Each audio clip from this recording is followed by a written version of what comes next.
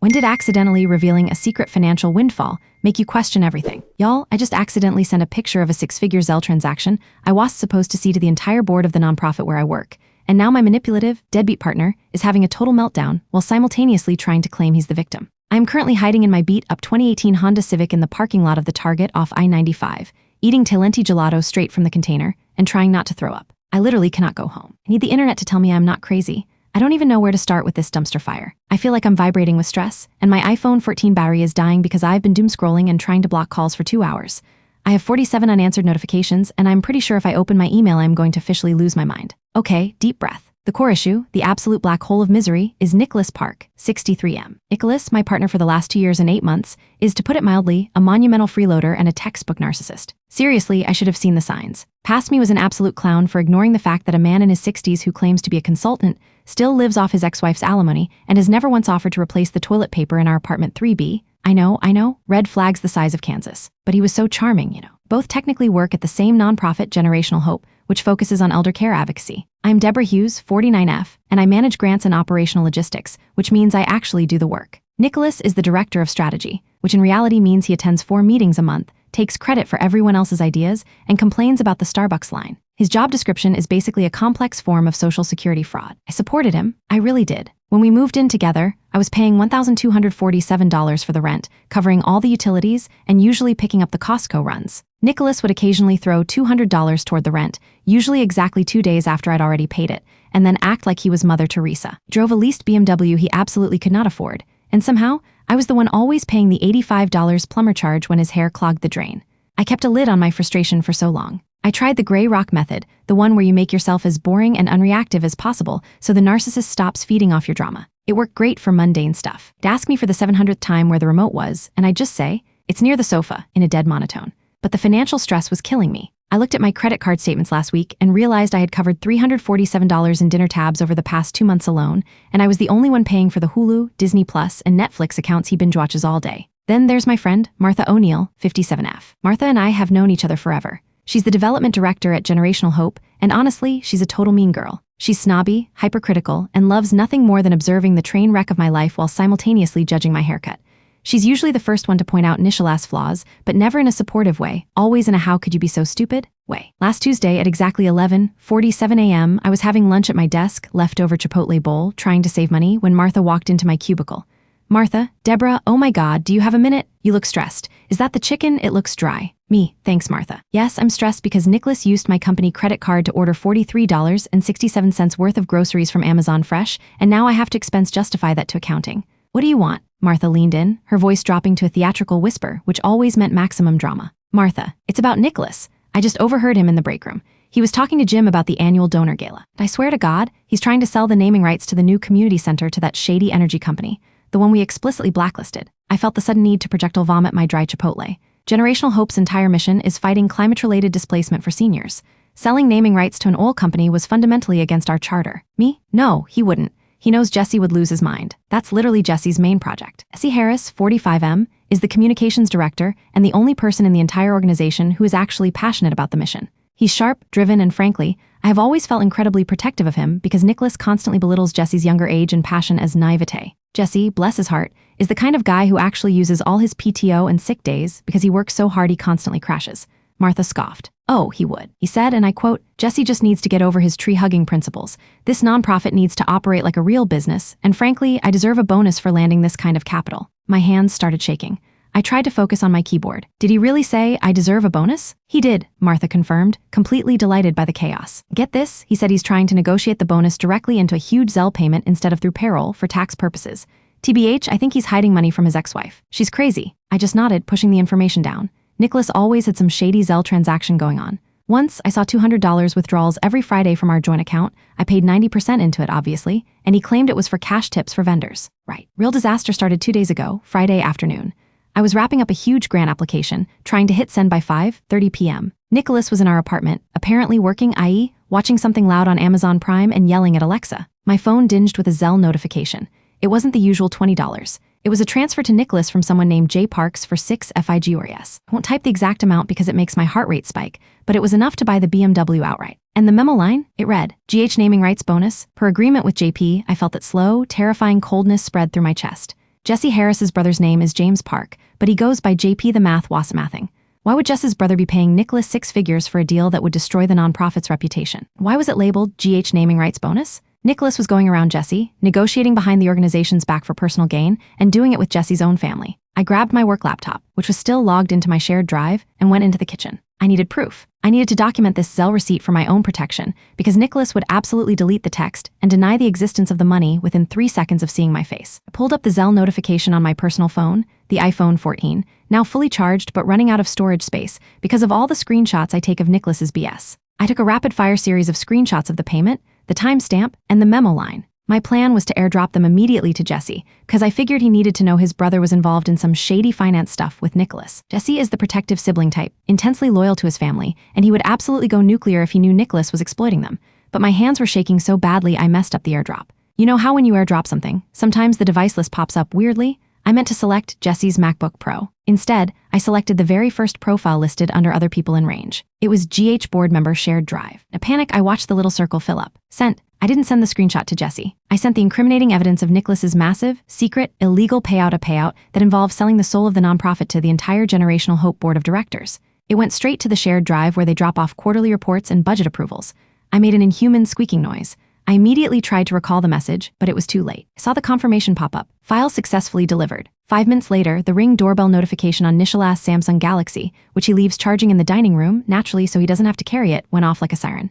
He usually ignores it unless it's an Amazon delivery, but this time he snatched it up. He started reading the text messages. His face went from relaxed, entitled smugness to a horrifying shade of purple. I heard him whisper, No, that's impossible. I froze in the doorway, waiting for the inevitable blast. He looked up at me, his eyes wide, totally feral. He didn't even mention the Zelle transfer. He launched right into the gaslighting. Nicholas, Deborah, what the hell is wrong with you? Did you just send something to the board of directors? I just got an email from Martha. She's asking what the hell GH naming rights bonus means. Me, Martha? How did Martha see it already? Nicholas, it's on the shared drive, you idiot. He checks it hourly, and she forwarded it to me saying, I knew something was off with this man, Deborah. Are you okay? He was absolutely losing it, pacing the living room, grabbing his thinning hair. He wasn't worried about the organization. He was worried about himself. Nicholas, you had one job, Deborah. One job. You were supposed to support me. After all I've done for you, you're trying to sabotage my career? Are you trying to get me fired? Me, Nicholas, I saw the Zelle. 6 figures. A deal that goes against everything we stand for. And what does GH naming rights bonus mean? Is this about the environmental center? He stopped pacing and turned, giving me his classic icy stare, the one that always made me feel like I was 2 inches tall. Nicholas, you are being dramatic, Deborah. You are remembering it wrong. That Zelle was a loan repayment from an old business venture. The memo line? That was an inside joke, a code. You're too sensitive and clearly you're looking for drama. You on your period or something? That was it. The absolute disrespect. The way he could lie with his whole chest about 6 figures and try to imply I was just hysterical because of hormones. I felt the blood drain from my head and I started shaking again. But this time it wasn't fear. It was pure, unadulterated rage. Me? A code? Nicholas, this Zelle transfer came from JP. He's Jesse's brother. He's known for his shady real estate deals. For manipulating the Harris family and selling the nonprofit out for cash. You are a 49-year-old freeloader who hasn't paid a full month's rent in 2 years and you have the audacity to lie to my face about a bribe? He actually laughed. A cold, mocking sound. A bribe? Oh, Deborah, you really are crazy. You know no one else would put up with you, right? I'm the only reason you even have this job. I brought you into Generational Hope. If I go down, you go down with me. And then he said the one thing that made my world tilt. You know, the reason I got that money sent via Zelle instead of through the organization? It was because I was going to use it to surprise you. To pay off your credit card debt, darling. But now, after this petty, destructive move, forget it. Enjoy your $5,000 balance. I was done, just done. I walked straight to our bedroom, grabbed my laptop, my car keys, and the Talenti gelato I had hidden in the back of the freezer, the good kind, sea salt caramel. I saw my backpack sitting by the door and I quickly shoved my emergency savings envelope into it. He followed me to the door, his voice rising to a full roar. Nicholas, where are you going, Deborah? Get back here. We need to fix this. Call the board and tell them it was a mistake. Tell them you're emotionally unstable right now. I need you to clean up your mess. I stopped, looked him dead in the eye, and used the most boring gray rock voice I could muster. Me? I am going to Target. I forgot toothpaste. And you are right. I am emotionally unstable right now. I'm unstable because I realized I'm dating a 63-year-old criminal. I slammed the apartment door of 3B and got into my Honda Civic. I pulled out of the parking spot and immediately started getting calls. 27 calls in 1 hour. All from Nicholas. I put my phone on silent. Then the text started. A flurry of triple text, typos everywhere. Nicholas texted, call me, you're ruining everything. Nicholas texted, I am serious, Deborah, this is huge. You need to apologize for sending that screenshot. Nicholas texted, you're overreacting. I told you it was a loan. Come home now or I'll call the police. I cackle reading that last one. He called the police and risked them finding his illegal Zelle money? Good luck, buddy. I finally parked at Target, but I couldn't bring myself to go inside. That's where I am now. Eating gelato and trying to figure out how I'm going to pay $1,247 in rent alone next month. The real kicker is what happened 10 minutes ago. I finally opened my work laptop to check if the board had officially demanded a response yet, and I saw a new email chain. It was from Jesse Harris, 45M. It wasn't emailing me directly, but the email chain was to Nicholas, CCing the entire senior staff, including Martha. The subject line was just, "What the fuck, Nicholas?" I clicked it, my heart hammering against my ribs so hard I thought I might bruise. The first email was a cold, terse message from Jesse. "Nicholas, I just saw the screenshot. Do not try to call me or my brother. We are not interested in your inside joke explanation. Board is meeting right now to discuss both your unethical negotiation tactics and the misuse of GH resources." Jesse continued in a second email, slightly less professional. "I already talked to my brother JP. He confirmed he zelled you $100,000 for the naming rights, with the explicit understanding that you were keeping this money and cutting me out of the deal entirely. You told him I was holding up the contract and that you needed the money for emergency surgery." Emergency surgery, Nicholas? You look fine. Then came Martha's reply, which was surprisingly unmean girl. She just replied with one line to the entire group, "Jesse, I am so sorry. I know this doesn't help, but I'm coming clean. I told Deborah about his behavior days ago." And then there was Nicholas's reply, sent 5 minutes ago. I read it and wanted to key his BMW. Nicholas wrote, "This is a disgusting display of office gossip and harassment. I have been nothing but loyal to Generational Hope and the mission. This is clearly retaliation orchestrated by Deborah, who has been spiraling out of control recently due to personal issues and substance abuse. She is clearly trying to weaponize stolen information.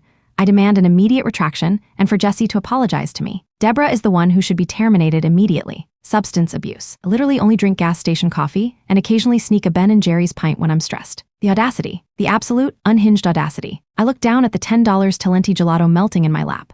I am sitting in a parking lot. My name has just been slandered as an unstable addict to the entire board and my colleagues, and the 6-figure criminal who did it is trying to spin this into my termination. But the worst thing, the thing that made me gasp and put the spoon down, was the final message in the email chain. It wasn't a reply. It was a forward from Jesse. He forwarded the entire chain, including Nicholas's slanderous email, to one person. The email address was simple, viralvideo@generationalhope.org. I have never heard of that email address. I don't know who manages it, but whatever it is, Nishalas' meltdown, his confession, and his slander are now in their hands. I just got a new text notification. It's not Nicholas, it's Jesse. Jesse texted, "Deborah, I'm forwarding something to your personal email right now. Do not open it on your work device. And listen closely, get everything that belongs to you out of that apartment tonight." He's already packing his bags and screaming about calling a lawyer. But that's not the biggest problem. The bigger problem is that email address. The one I just sent the chain to, that's not a real internal address. It's the dedicated submission box for the new national media advocacy project we've been working on for 6 months. Jesse followed up immediately with another text. "Deborah, I swear to God, I didn't mean to drag your name into this, but Nicholas called you an addict in an official email. I couldn't let that stand. But now the board has suspended both of us pending investigation. And I'm currently looking at my TikTok feed. Deborah, you need to turn off your location services right now, because someone just posted a video from Generational Hope's headquarters that has 50K views in 30 minutes, and it's labeled, "Executive Caught Stealing from Seniors Fund." I'm terrified. I think Nicholas's 6-figure bribe and subsequent meltdown is currently going viral, and I'm still linked to him, accused of substance abuse and jobless. And I'm still $1,247 short on rent. I just need to know if I should drive back to apartment 3B and start collecting my stuff before the viral video disaster brings the police, or if I should just keep driving until I hit state lines. And what the hell is on that TikTok? Please help me. Y'all are not going to believe what happened after I read that text from Jesse. Literally dropped the spoon into the Talenti sea salt caramel container, and it was the most dramatic thing I've ever done because that flavor is expensive. I looked at my reflection in the Civic's side mirror, and I looked like a raccoon who hadn't slept since 2017. I had to move. The thought of Nicholas still being in apartment 3B, packing his fancy German luggage and screaming about his 6-figure bonus made my fight-or-flight response kick into overdrive. Jesse was right. I needed to get my essential items, especially the emergency cash I kept hidden in the shoebox under my winter sweaters. I threw the melting gelato into the passenger seat and started the car. It was 8:15 p.m. on a Friday. The traffic on I-95 was brutal, which gave me too much time to think, and also too much time to check my personal email, against Jess's warning not to look at my work laptop again. Jesse had forwarded me 2 things. One was the full email chain, just so I had a record of Nicholas calling me a substance abuser. The other was a link to the TikTok. I hesitated for a full minute, staring at the link. Then I decided if I was going to be publicly humiliated, I might as well witness it firsthand. I opened TikTok. The first video on the search page for Generational Hope was exactly what Jesse warned me about. It was titled "Executive Caught Stealing from Seniors Fund," and it had ballooned to 150,000 views in under an hour. It wasn't a professional news report. It was a shaky, vertical video, clearly filmed by someone standing behind the receptionist's desk at our office. It had that frantic energy of someone trying to record proof before they got caught. The audio was the real kicker. It was Nicholas, who was standing near the water cooler, talking on the phone, absolutely shrieking, unaware he was being recorded. Nicholas on the video, absolutely manic. "I don't care if you saw the Zell gym. It's a gift for my years of service. And that stupid witch, Deborah, she's responsible. She's mentally unbalanced, I told you. She needs rehab. You fire her, not me. I am the director of strategy. I earned that money. I earned it. I will sue this organization back to the stone." He was literally wearing his ridiculously expensive blazer and yelling about his bonus while insulting me, our nonprofit, and our staff. He sounded like a cartoon villain who had just realized his escape helicopter only had 3 rotors. I watched the comment section scroll by. They were universally brutal. Comment 1, 63 years old acting like this? Get a real job, Grandpa. Comment 2, the suit is cheap but the narcissism is designer. Comment 3, justice for Deborah, the alleged addict who exposed him. Oh God, I was already a side character in the viral drama. I literally pulled over into the parking lot of a Waffle House because I thought I might throw up my Chipotle again. I checked my personal texts again. One from Jessie, reassuringly. Jessie texted, look, I know this sucks, but that video confirms everything. You need to get your things. I talked to Martha. She's waiting downstairs near the lobby entrance of your building. She's going to distract Nicholas if he gets aggressive. Geo now. Martha O'Neill, the mean girlfriend who usually just enjoyed watching me suffer, was waiting to run interference for me. This was the biggest shock of the night, even bigger than the 6-figure bribe. I drove the last 5 miles home feeling like I was an extra in a heist movie. I pulled into the apartment complex garage, grabbed a spare duffel bag from the trunk, and headed straight to apartment 3B. When I stepped off the elevator, I saw Martha standing near the fire escape door, wearing a massive pair of dark sunglasses even though it was 9 p.m. She looked like a terrible, highly judgmental CIA operative.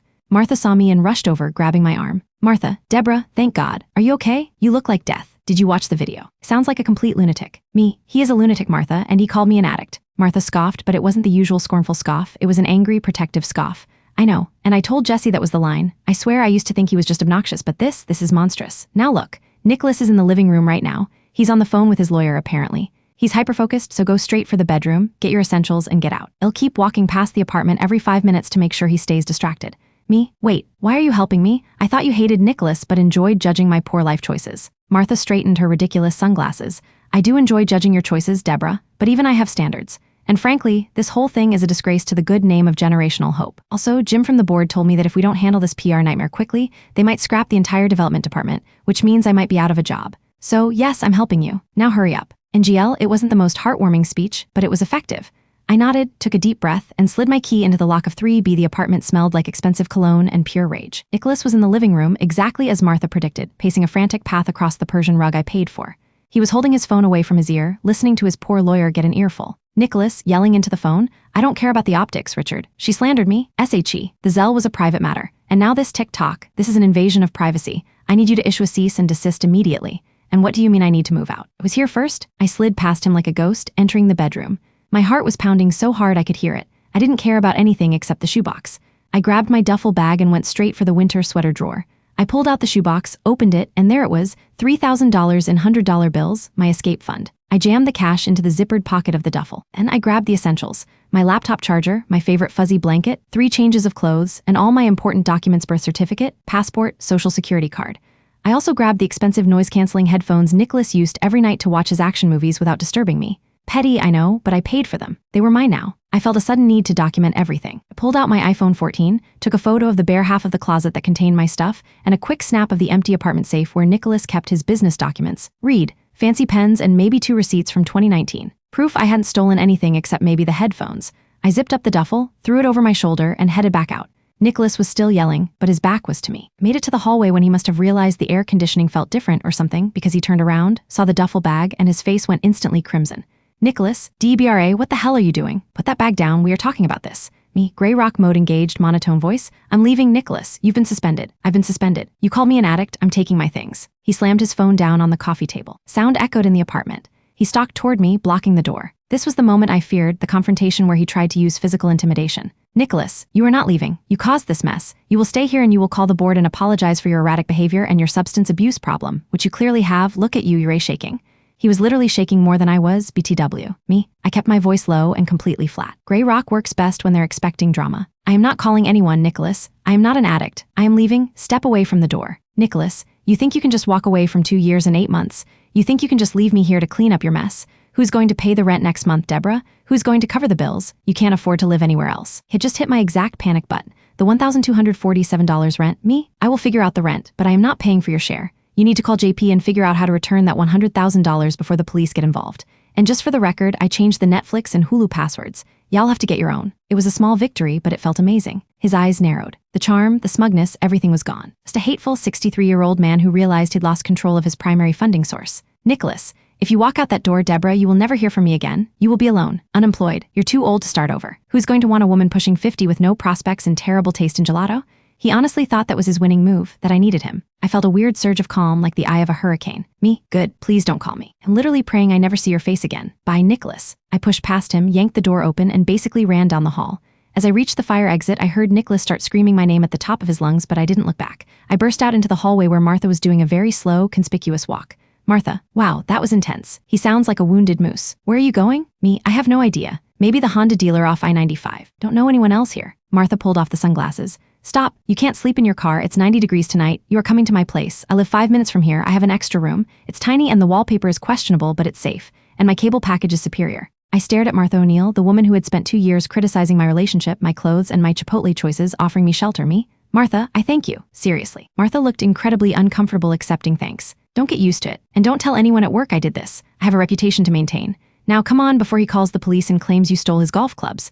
So I spent the night in Martha's surprisingly stylish but loud apartment. Update. Saturday morning, 10:00 a.m. I woke up on Martha's guest sofa bed, feeling marginally less hysterical. Martha was already up, making high-end coffee and setting out fresh scones. This felt extremely weird. Martha slid me a coffee mug that probably cost $40. So, the TikTok is officially a disaster. It's trending #1 in our city. The news picked it up. Eldercare charity scandal. Executive accused of financial fraud and slandering colleague. Me, oh God, do I have to read the comments? Martha, number Jesse is handling that. Actually deactivated the viral video submission email because the amount of hate mail we were getting was insane. He's taking the fall for hitting Sen too. He said he needed to protect his brother JP, who is apparently a complete idiot for trusting Nicholas, but is now cooperating with the board to get the money back. Me, Jesse is an actual saint, and I need to figure out how to help him. Nicholas basically ruined his career too. Martha sipped her coffee, looking thoughtful. Maybe. But unlike Nicholas, Jesse has skills and integrity.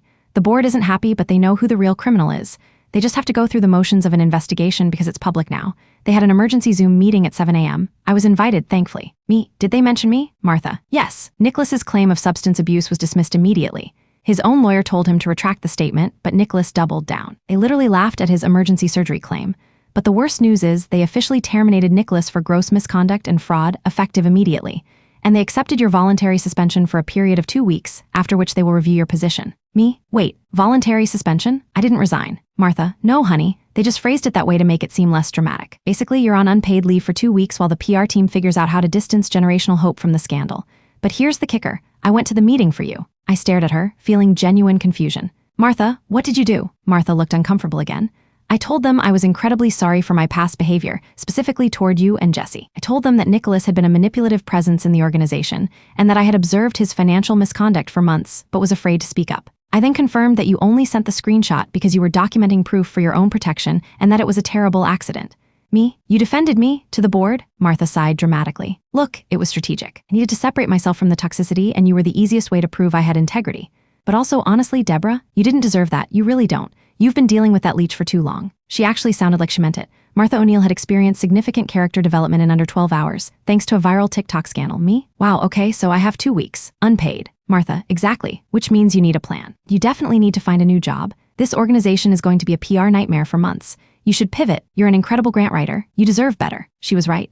I needed to escape generational hope. I was too old to be tied down to a toxic environment, especially one that came with a 63-year-old freeloader who almost landed me in legal trouble. So 2 days later, on Monday afternoon, I was officially crashing at Martha's place. It was awkward but fine. She had stopped making snide comments about my clothes and was actually a pretty decent roommate, though she did insist on watching only Scandinavian crime dramas.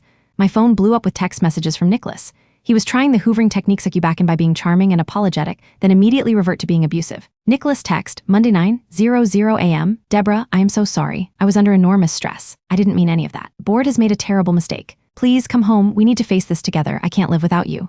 Nicholas text, Monday 9:07 a.m. I'm sending flowers to the apartment. I'll get your favorite wine. Just tell me where you are. Nicholas text, Monday 9:30 a.m. Deborah, I know you're with Martha. She's a gossip and a drunk. She's using you for information. Don't trust her. Come home now. Nicholas text, Monday 10:15 a.m. I filed a police report claiming theft of my noise-canceling headphones. You better bring them back. I showed the text to Martha, who was sipping herbal tea. Martha, the police report about the headphones is the funniest thing I've heard all year. He's pathetic. Block him, Deborah. You need to focus on getting a new gig. I already sent your resume to 3 recruiters. I didn't block him yet. I needed the evidence of his harassment, but I did gray rock his texts entirely. No response. I spent the next 2 days applying for jobs. Grant writing for nonprofits is a small world, and the Generational Hope scandal was national news now, so my name, even cleared, was a red flag. I applied for everything from administrative assistant roles to grants manager positions at completely different types of organizations: environmental defense, children's literacy, even a museum. By Tuesday, I was feeling deeply depressed. I had 5 interviews lined up, but every single one of them asked about the unfortunate situation at Generational Hope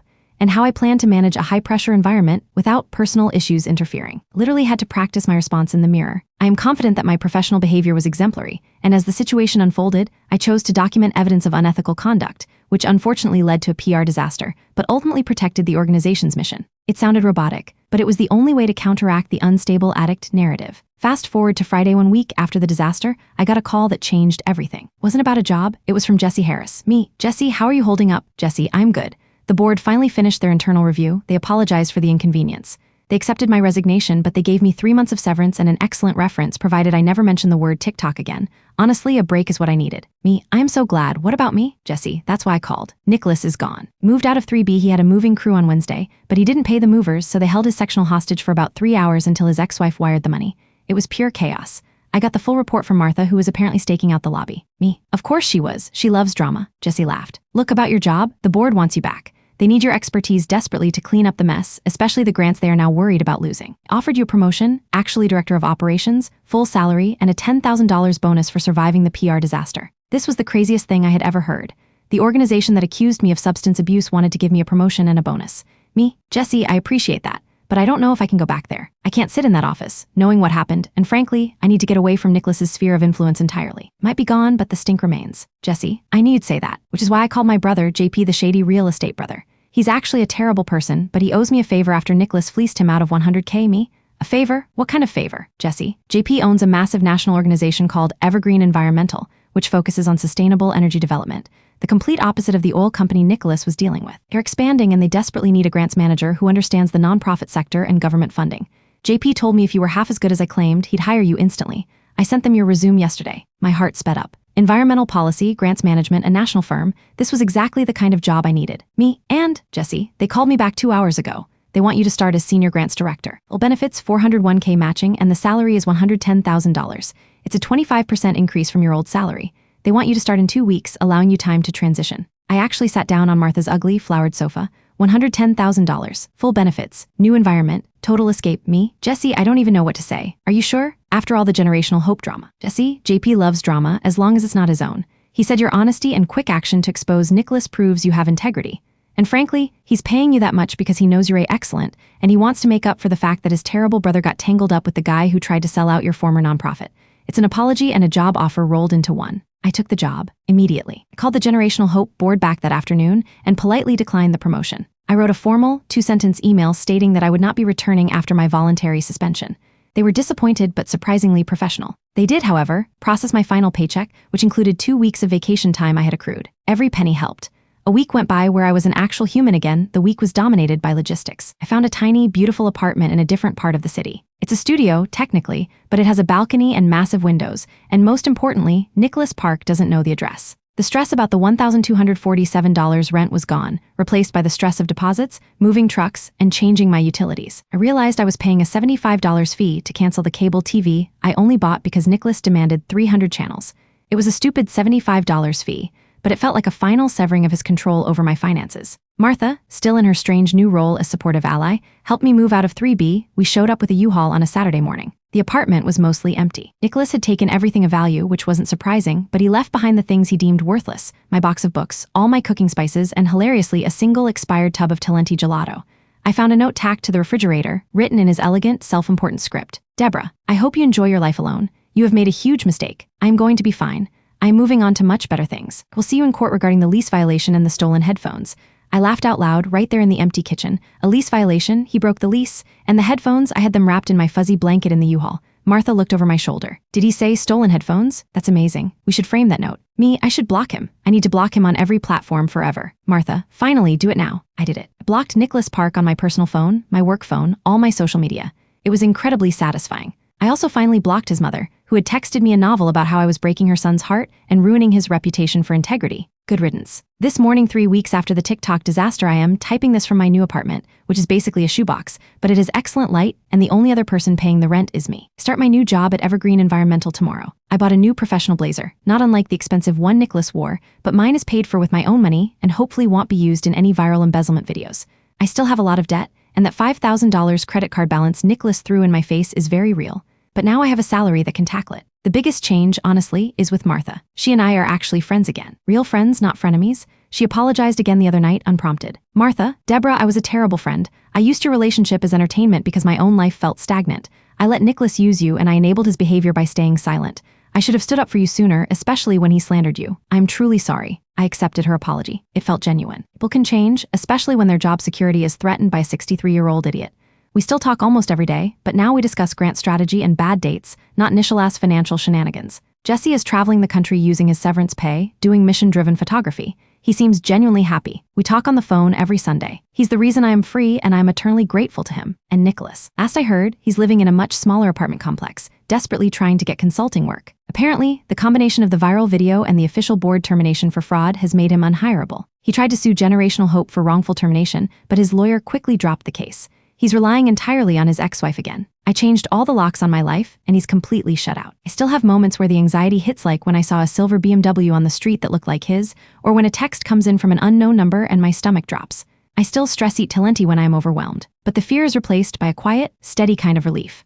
I realize now that the gray rock method worked perfectly, just not how I intended. I used it on Nicholas to survive his emotional abuse, but when the real crisis hit, I used that same calm, unreactive energy to document the evidence, walk away without a scene, and secure my future. I stopped feeding his drama, and when he didn't get the reaction he wanted, he imploded spectacularly and publicly. I'm turning 50 this year, starting a new, high-paying job, living alone for the first time in 3 years, and I'm no longer paying the bills of a man who thought an inside joke involved 6 figures of stolen money. It took a viral video disaster and being called an addict to an entire board of directors, but I finally realized I wasn't the crazy one. I was the one who had been enabling a 63-year-old criminal. I'm finally moving forward, even if I still owe $5,000 on that credit card. Yesterday, I bought a new full-size container of the sea salt caramel Talenti.